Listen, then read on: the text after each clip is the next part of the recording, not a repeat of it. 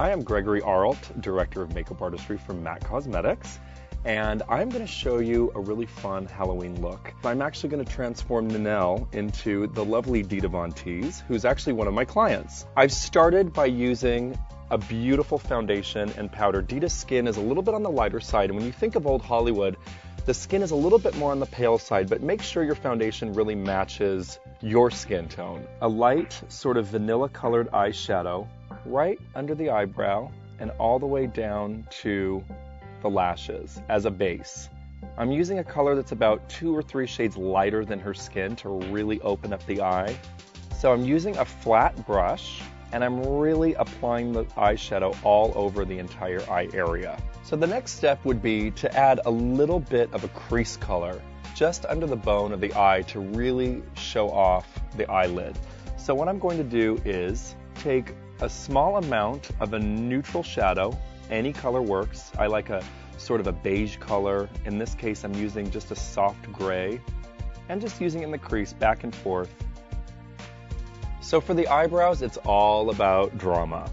So when you're doing a look like a retro pinup girl, Marilyn Monroe, go crazy, go dark, because 9 out of 10 times you're probably going to wear a dark wig. Even if you have a blonde bombshell wig, an eyebrow really does make all the difference in the world. So what I'm doing is I'm using an eyeshadow in the brows, and I'm using it with an angled brush, and I'm just shaping her brows the perfect pinup way. So I'm just using the darkest gray-brown shadow. You could also use black if you wanted to. It's a little more intense. And in order to get that real bombshell eyebrow, make sure that you truly arch it right at the top of the brow. So now what I'm going to do is just add a lighter, slightly pearlized shadow under the brow as a highlight to really make sure that that eyebrow pops.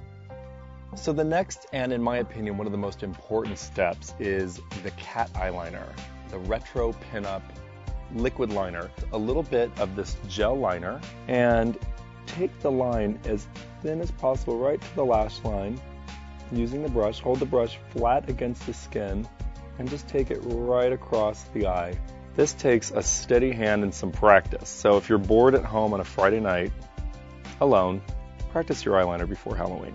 So when you get to the end of the eye, what you're going to want to do is take your brush and use the very tip of the brush to get that perfect point. So now that we've got this sort of perfect eyeliner on her eyes, what I want to do is have a little bit of definition under the eyes, but not too much. So take the same color that you've used in the crease of the eye, just apply a little bit right under the lash line just for fullness. Very, very soft. So now we're going to move into the eyelashes. Let's start with mascara. Even though I will be applying false lashes to the outer corners of the eye, mascara makes a really good sort of anchor for those lashes. So what I'm going to do is just apply mascara, really separating them because I want her eyes to have that sort of beautiful fan-like look. And just using it right on the outer corners as well, sort of wiggling the mascara wand through the lashes so they're really nice and separate. And now the icing on the eyelash cake, we're going to add some false lashes just to the outer corner. If you're a little more brave, go ahead and do a whole strip, but I felt Ninelle was just perfect having it right on the ends, just to get that real elongated, flawless pinup sort of eye. Okay, when it comes to cheeks, think pink. Retro pinup girls always have that really perfect powdery pink cheek.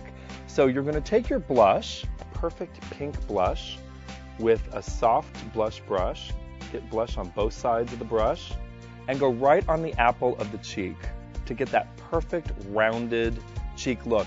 You don't want it to be like the 80s, up and down, all through the temples and the contour. You want it right on the apple.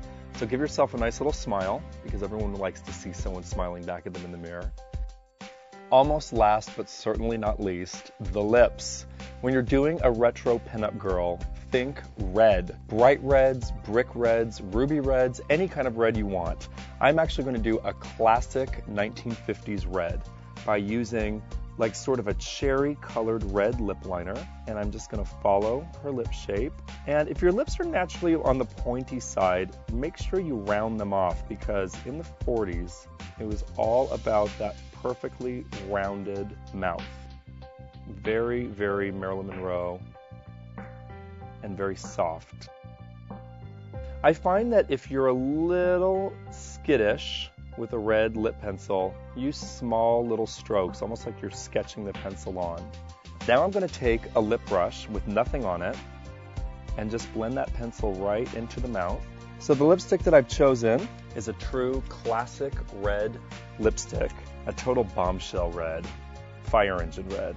As I'd said, any shade of red works, but I really thought a perfect bright lip would look amazing against her light skin tone. So the look is truly complete with a fabulous retro-inspired black wig and Dita's signature beauty mark, which goes on the left side right by the eye.